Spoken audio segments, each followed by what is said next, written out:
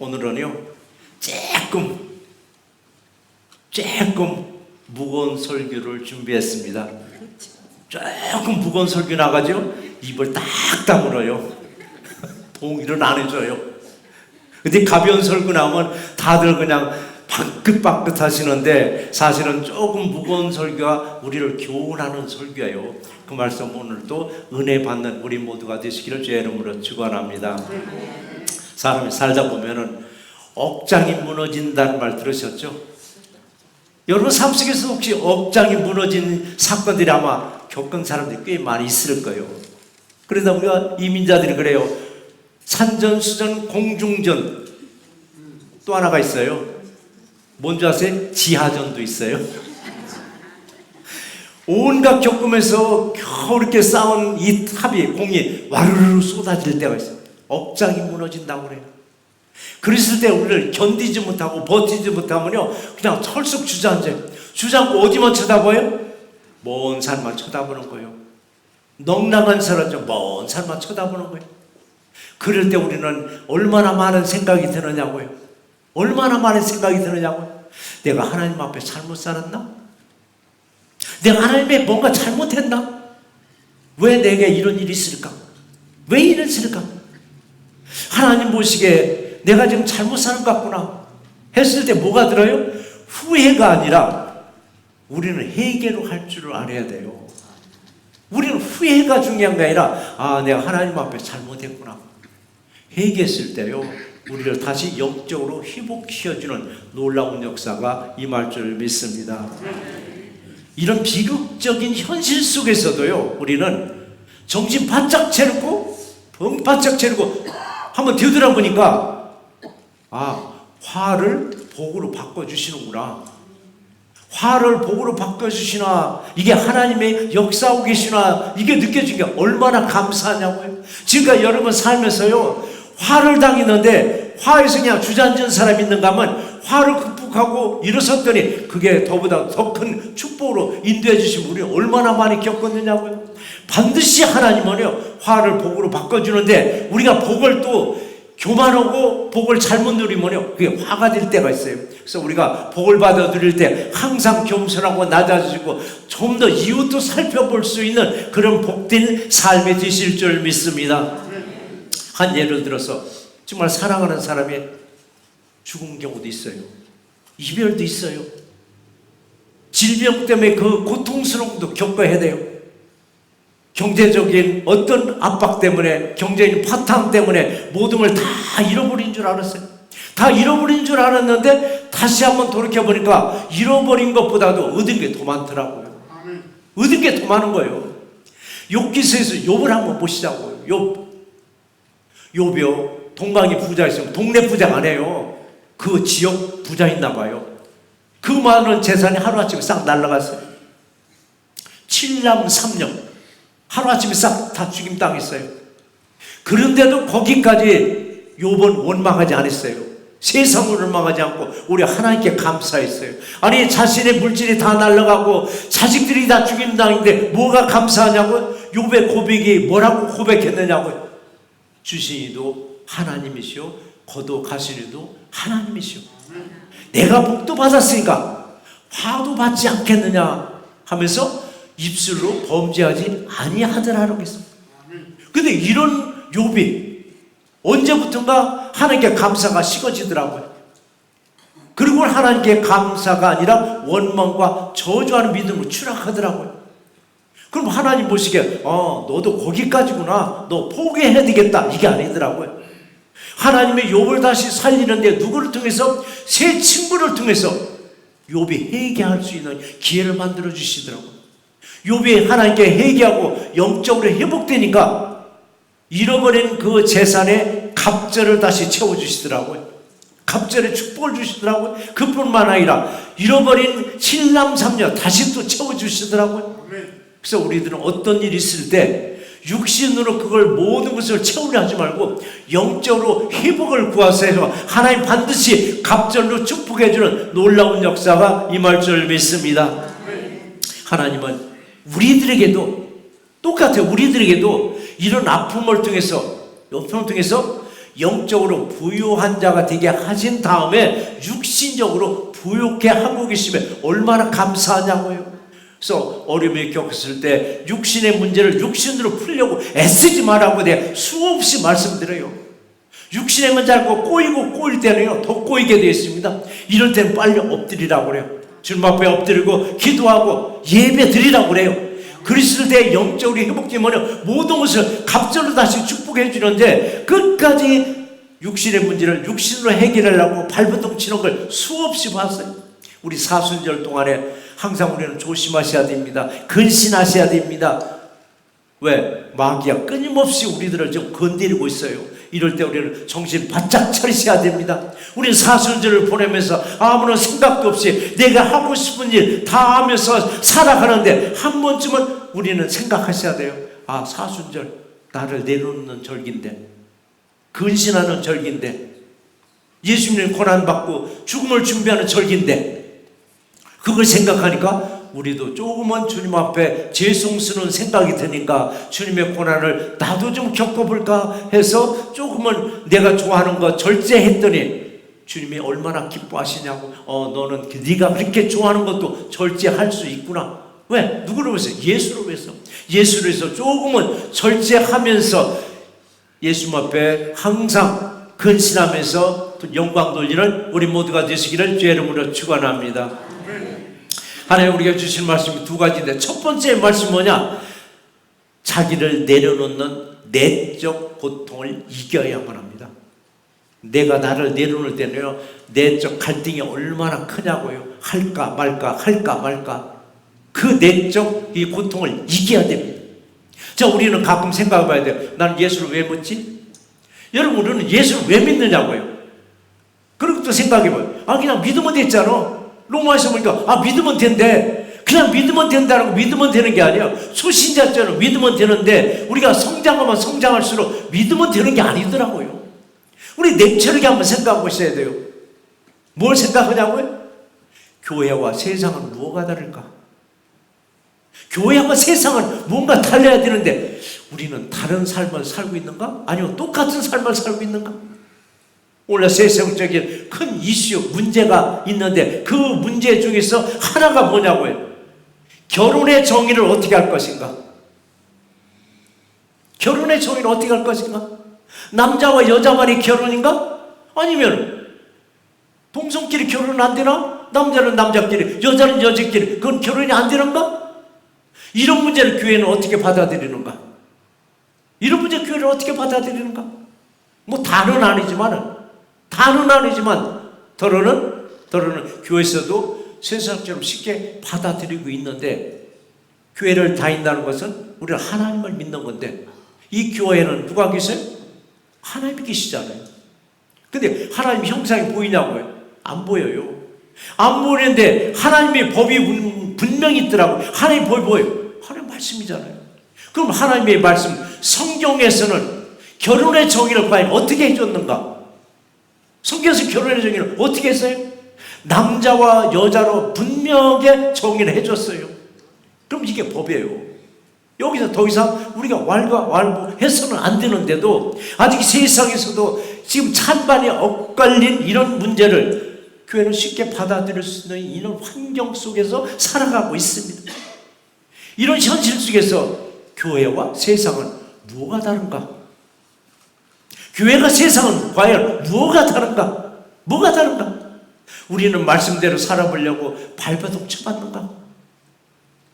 우리는 말씀을 읽으면서, 말씀을 쓰면서 거기서 뭔가 와닿는 게 있으면 그대로 행해야 되겠지라고 발버둥 쳐봤는가? 아니면 그냥 말씀은 말씀이고 믿음은 믿음이고 내 삶은 내 삶이고 상관없이 사는가? 우리 교회 출석만 해서 은혜만을 사모하고 축복만을 사모하면 그냥 만사형통으로 풀어질 것인가? 우리 교회에 예수를 따라가는 목적, 교회에 가는 목적이 분명히 우리는 있어야 되겠더라고. 이 땅에서 축복만을 위해서 우리가 예수를 믿는가?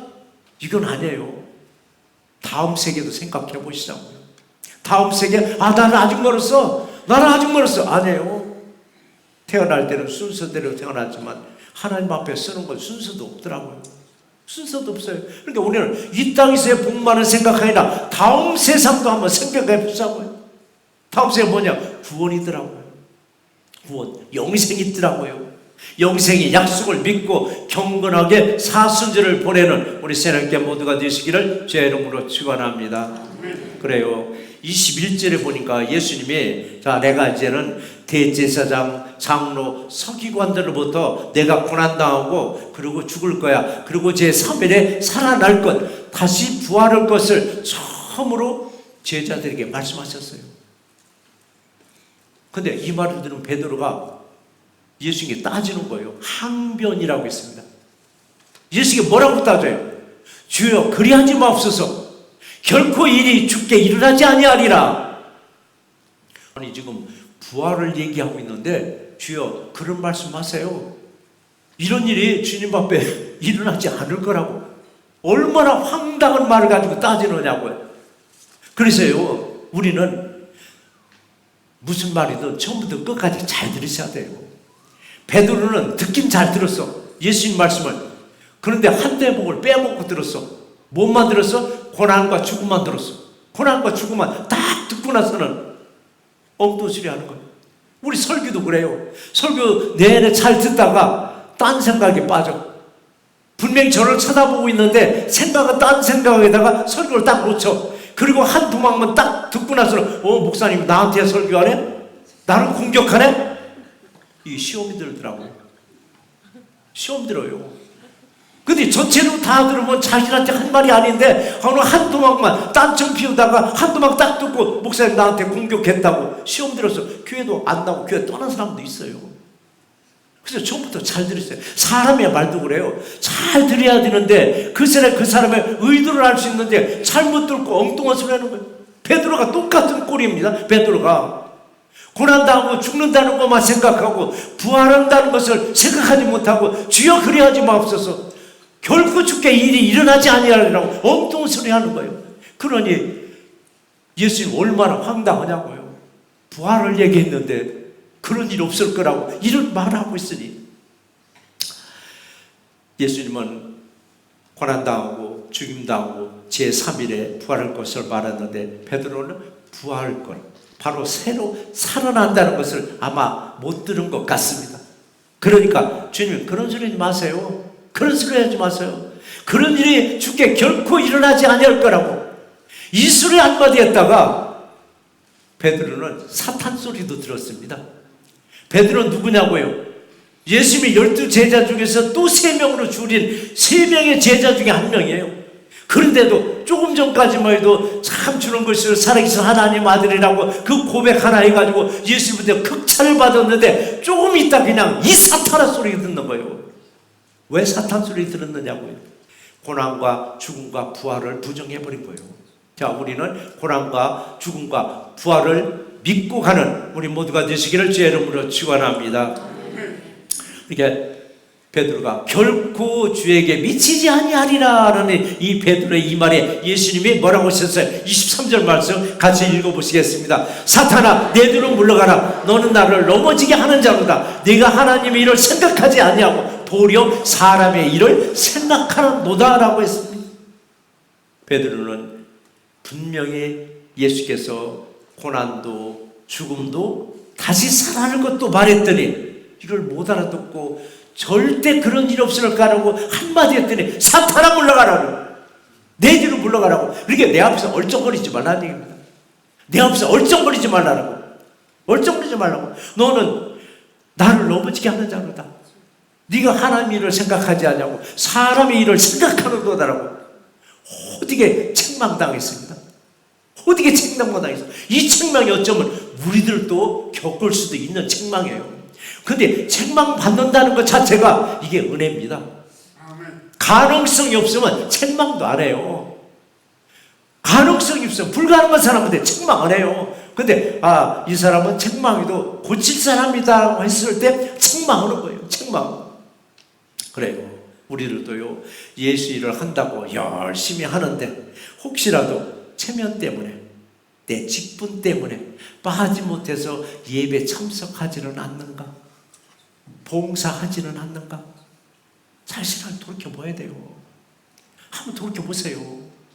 만약에 그랬다면 체면 때문에, 직분 때문에 마지못해서 예배 참석하고 봉사이 때문에요, 우리도 베드로처럼 책망받을 수 있는 거예요. 우리도 똑같아요. 믿음 생활은요, 내 삶에서 남아있는 시간, 짜투리 시간으로 하나님께 드리는 게 아니에요. 하나님은 온전한 시간을 원하는 거예요. 신앙생활은 분명히 하셔야 돼요. 여가선용이 아닙니다. 내 취미생활은 여가선용이에요. 시간 남으면 하는 거예요. 근데 우리 교회를 무슨 일을 하자면 시간 남으면 가볼게. 이게 자체가 이거 짜투리 시간이 있으면 하나님께 드리겠다는 겁니다. 짜투리 시간. 예배와 봉사는요, 온전한 시간을 주님은 원하고 계세요. 우리 예수만을 위해서 내 십자가를 지고 예수만 따라가는 우리 새롭게 모두가 되시기를 주의 이름으로 축원합니다. 자, 이제는 이제 고인이 됐지만은 이제 고 안병옥 교수님이 그런 말을 하셨어요.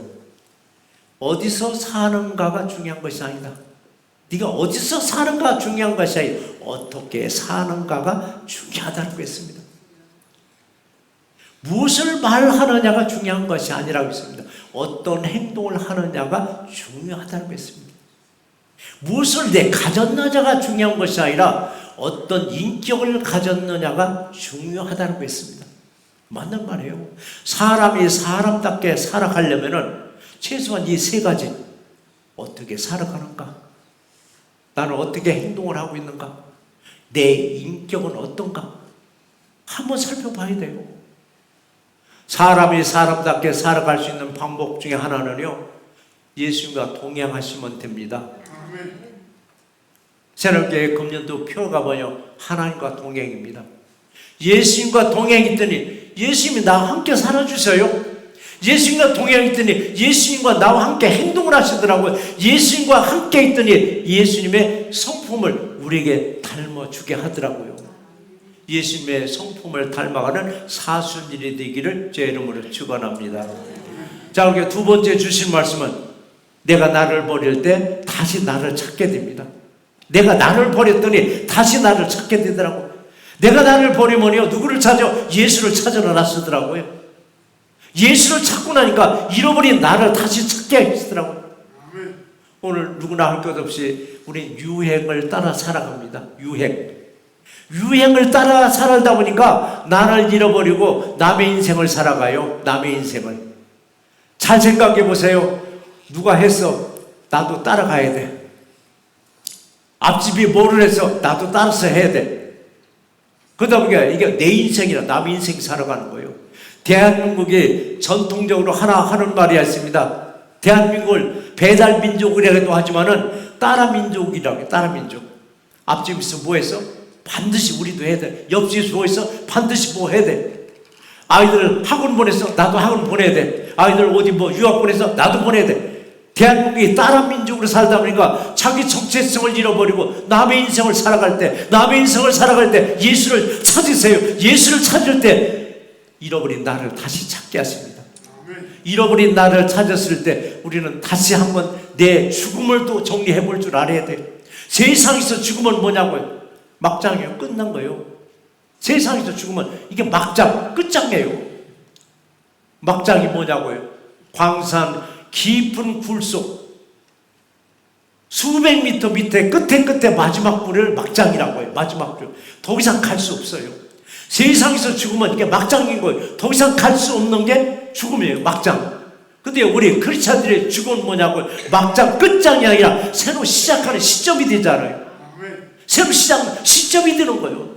이 시점까지 오는 동안 주님은 끊임없이 우리에게 말씀하셔요. 무슨 말씀을? 24절 말씀인데 같이 한번 읽어보시겠습니다. 누구든지 오거든 자기를 부인하고 자기 십자가를 지고 나를 따를 것이니라 라고 했습니다. 이 생에서 영생으로 옮겨지려면은 예수님이 지셨던 고난의 십자가도 그것도 남의 십자가 아니에요. 내 십자가예요. 내 십자가 짊어지고 예수 따라오라고 했습니다. 근데 내 십자가를 자꾸 벗어놓으려고 그래요. 근데 내 십자가를 벗어놓으려고 하면서도 금 십자가는 여전히 달고 다니더라고요. 금 십자가 뭐예요? 목걸이, 귀걸이는 여전히 달고 다니고. 그 금십자가 중요한 것이 아니라 내 십자가를 내가 짊어지고 예수를 따를 때 어디까지? 영원한 나라까지 함께 간다고 했습니다. 그런데 십자가는 뭐냐고요? 죽음이요, 그리고 영광입니다. 십자가는 죽음이에요. 그리고 영광이 있어요. 내게 닥친 고난을 우리는 부정하는 것이 아니라 우리 인정할 줄 알아요. 왜 내게만 이런 일이 있느냐고, 왜 내게만 이런 혼란이 오느냐고, 이거 부정하지 말고 받아들이세요. 받아들이고 그 십자가를 짊어지고 갈 때 주님은 그 십자가 받아주십니다. 받아주세요. 오직 예수만 앞세우는 우리 새날개 모두가 되시기를 주의 이름으로 축원합니다. 그래요. 오늘날은 한치 앞을 내다볼 수 없는 격변의 시대를 살고 가고 있어요. 격변의 시대. 요즘 뭐냐, 세계적인 정세, 막 하루가 멀다고 막 뒤바뀌잖아요. 이런 시대에 오직 말씀만 붙잡고 끝까지 견뎌온 교회가 있는가 하면은 우리 교회도 뭐냐고요? 자, 말씀 읽어라. 1년에 더도 말고 덜도 말고 딱 한동만 하라. 이렇게 시작한 지가 지금 14년째잖아. 하라고, 해보라고. 매년 필사성령 써보라. 써보니까 은혜가 됐다고 그래요. 이렇게 말씀을 붙잡고 견뎌온 교회가 있는가 하면은, 그런가 하면은 세상에 흡수된 것처럼 이게 죽인지 밥인지 어떻게 보면 교회로 보이고 어떻게 보면 세상적으로 보이는 게 아니에요. 예수님이 세우신 교회에서 하나님 말씀을 멀리하고 그저 오직 은혜와 축복만을 찾다 보니까 고난도 죄도 회개도 무감각해져요. 감각이 없어지는 거예요. 그건 나하고 상관없는 얘기라고 여겨요. 죄를 얘기하고 회개를 얘기하면요, 나하고는 상관없다고 그러면서 신경질을 내요. 왜 신경질 내? 내가 해당되기 때문에. 죄라는 문제하고 고난이라는 문제, 회개라는 문제가 자꾸 와서 마음에 담으면 아, 내가 해당되는구나 해서 그걸 벗어버리고 회개할 생각하는 게 아니라 신경질을 내고 있는 거예요. 이제는요, 가면 갈수록 고난이라는 용어도, 죄라는 용어도, 회개라는 용어도요, 점점점 사라져가고 있는 걸 벌써 예측했고 사실은 그렇게 되어가고 있어요. 미국의 대형교회 설교 잘 들어보세요. 그냥 은혜만 얘기합니다. 축복만 얘기해요. 대표적으로 뭐 누구라고 얘기는 할 수 없지만요, 아주 그러니까 고난이 얘기하면요 발칵 뒤집어져요. 웬 고난이냐고. 은혜만 얘기해도 부족한데 웬 고난을 얘기하느냐. 근데 우리는 고난이 없이 은혜가 없어요. 은혜 없이 축복도 없어요. 아무런 준비도 없이 교회들이 그냥 세상 따르기가 바쁜 거예요. 교회가 어떠냐고요? 세상 문화에 어울려주기 위해서, 세상 문화에 맞춰주기 위해서 지금 안간힘을 쓰다 보니까 교회와 세상은 과연 무엇이 다르냐고요? 교회와 세상이 구별되는가? 교회 세상이 구별되느냐고요? 교회는요, 거룩성이 있어야 됩니다. 거룩을 해서 뒷짐뒤 그냥 헛기침하는 게 이게 거룩이 아니에요. 거룩은 뭐냐고? 구별을 말하고 있습니다. 구별. 나는 과연 구별된 삶을 살아가고 있는가? 구별된 삶인가? 교회에 오면 뭔가 구별된 것 같은데 세상에 나갔더니 세상 사람보다도 더 무섭게 살아가는 건 아닌가? 우린 구별된 삶을 정말 살아가고 있는가? 이런 시대에 예수님은 여전히 말씀하시는 거예요. 자기를 부인하고 자기 십자가를 지고 예수를 따라오라라. 예수를 따라오라라. 십자가는 뭐냐고요? 고난이요, 죽음이요, 마지막에는 영광이 바로 십자가입니다. 그러나 세상에서 고난은 그냥 고난으로 끝나더라고요. 그럼 반대로 예수 안에서의 고난은 뭐냐고요? 결국 축복과 영생이더라고요. 감사한 마음으로 사순절을 보내는 우리 교회 모두가 되시기를 주의 이름으로 축원합니다.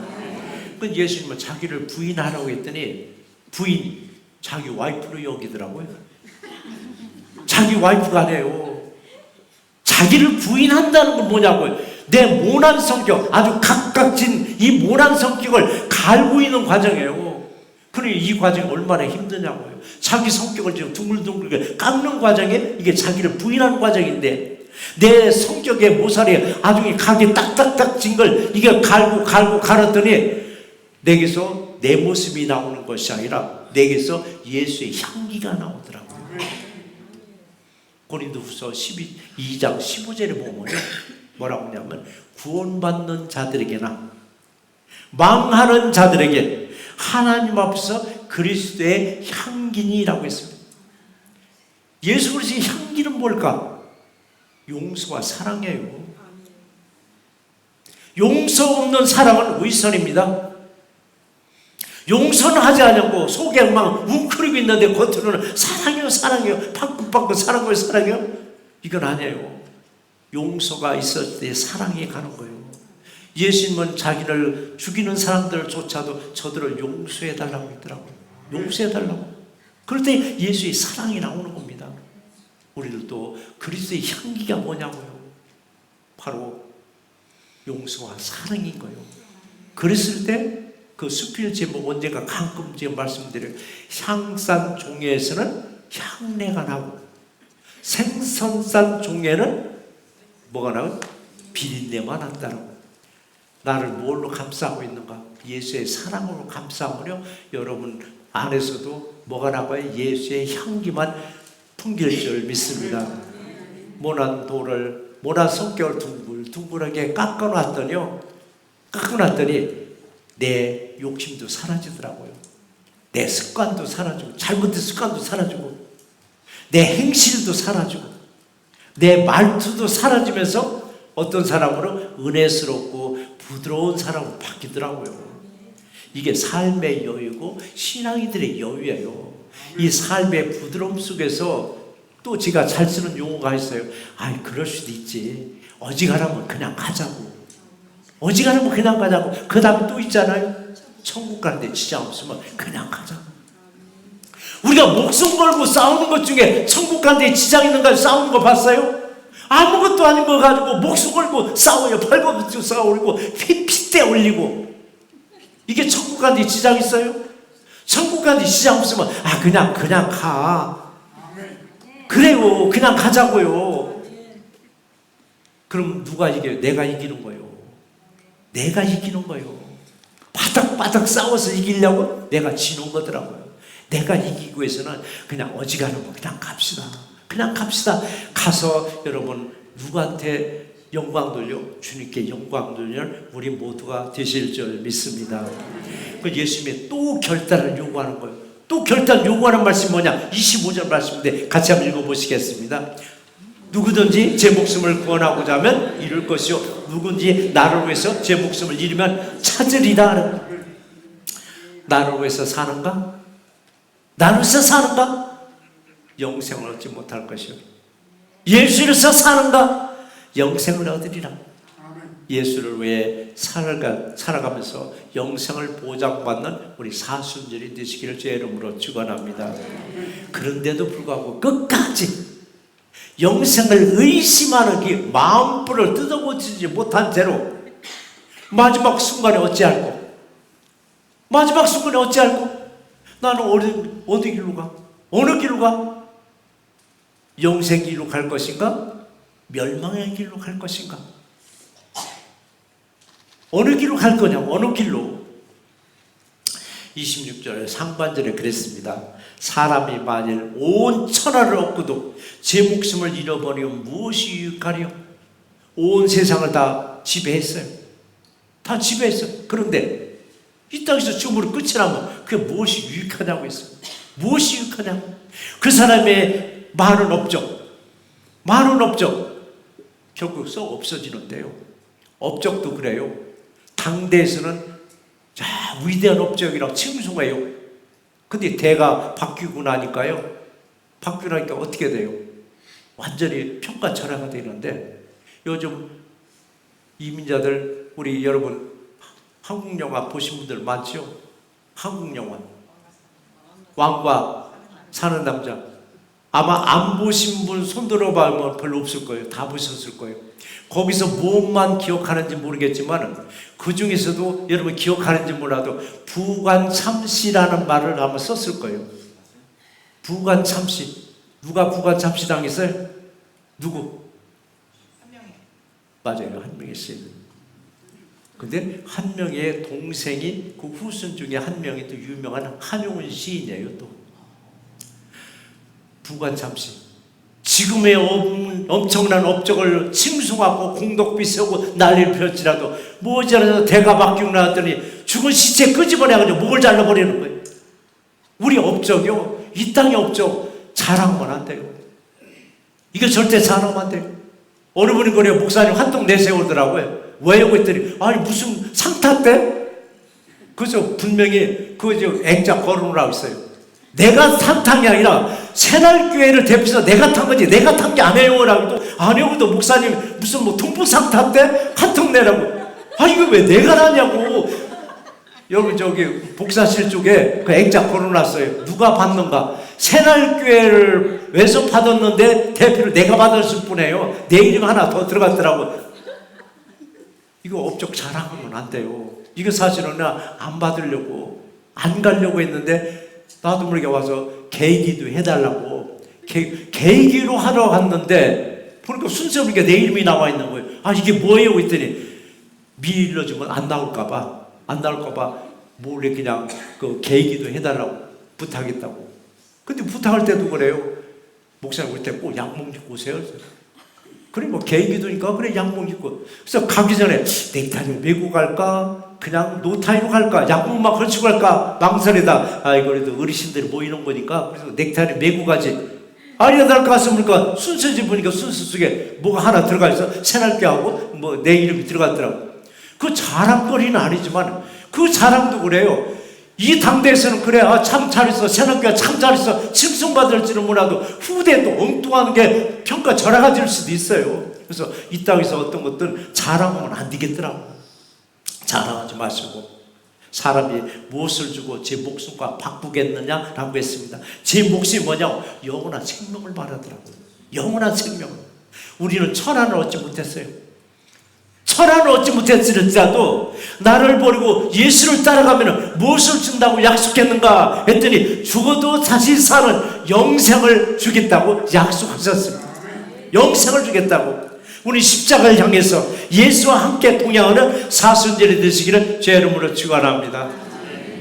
말씀을 한번 정리해 보겠습니다. 우리는 현재 사순절 절기를 보내고 있는데 예수님의 고난을 겪었던 사순절 절기를 어떻게 보내야 경건하고 은혜롭게 보낼 수 있을까? 예수님은 나를 따라오려거든 자기를 부인하고 그리고 자기 십자가를 지고 따라오라고. 십자가는 고난이며 죽음이며 영광을 말하고 있습니다. 십자가의 죽음이 없이는 부활의 영광도 없으며 하나님 우편 보좌에 앉을 수도 없고 또한 우리의 죄를 사해 줄 수도 없습니다. 그럼에도 베드로는 예수님의 고난과 십자가의 죽음을 결코 죽게 일어나지 아니하리라 했더니 베드로에게 사탄아 내 뒤로 물러가라 말씀하셨습니다. 예수님이 가셨던 길을 누구도 막을 수 없듯이 우리들도 한 걸음씩 주님의 나라로 향할 때 요동치 않고 흔들림 없이 나아가야 합니다. 사람이 온천을 얻고도 영생의 구원이 없다면 무엇이 유익하려? 우리들은 천하를 얻지 못했을지라도 주님과 동행하는 새롭게 모두가 되시기를 제 이름으로 축원합니다.